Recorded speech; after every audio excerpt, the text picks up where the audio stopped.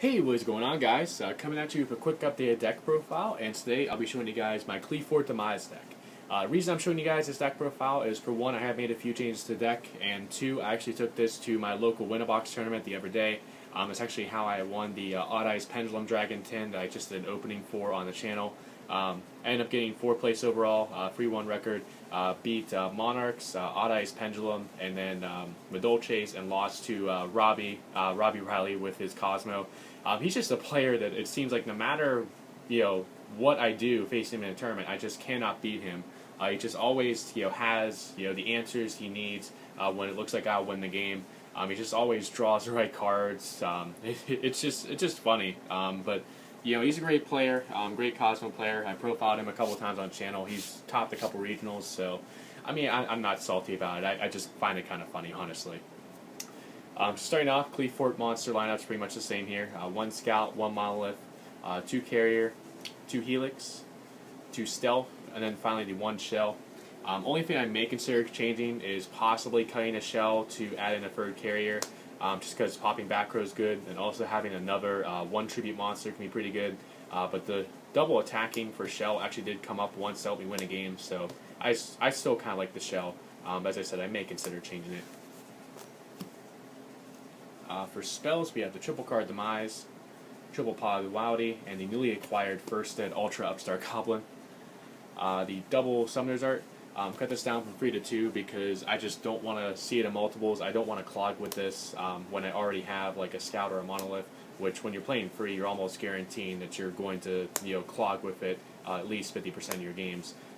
And Scout, honestly, isn't like as important as people think to see, because I have had a lot of games where I just don't see Scout and I win because of the strength of my back row. Next we have the 2 Necro Valley.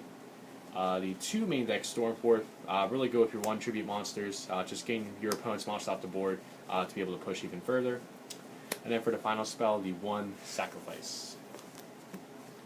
For traps, we have the triple Drowning Mirror Force. Really good when it went off in testing, but the problem I would find is that this card would be dead a lot in my back row. But usually when it was dead, it was just when I was already in a position to win the game because my opponent just couldn't get over my board. So they consider cutting it to 2, but still have to do some more testing.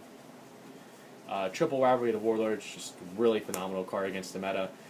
Really depends on how your head judge at your event rules the Rivalry versus Cosmo thing as far as the tagging out is concerned. Even if they rule that they can tag out, it's still a good card just for keeping them from spamming the board on you. Next we have the 2 Chaos Trap Hole, bump it up to 2 to make my Monarch matchup a bit better. The 2 Solemn Strike and 1 Solemn Warning. Double Soul Transition, the combo off with Carrier and Helix, also to free our board for Drowning Mirror Force. The 1 Climate Change and the 1 Clipper Launch. And then finally, round out the traps, we have the 1 Skill Drain and the 1 Vanity's Emptiness. So that's it for main deck. Total of 40 cards. It's 9 monsters, 14 spells, and 17 traps. I do not play an extra deck. Again, the theory behind that is that if you're going to a big event and you tell your opponent that you don't have an extra deck, they may think you're playing Domain Monarchs and will give you the, will let you go first because they want you to brick, and then you just set up an unbreakable board on them and win. Plus, I mean, you barely ever go to the extra deck with this version of Qliphort. If you do play an extra deck, it's really just staple rank 4s, rank 6s, and rank 8s. So for the side deck, starting off, we have the triple MST. Don't have anything we can discard really for Twin Twisters. Double System Down for Cosmos and also for the Mirror Match. Triple Mask of Restrict for Monarchs. Double Dark Bribe.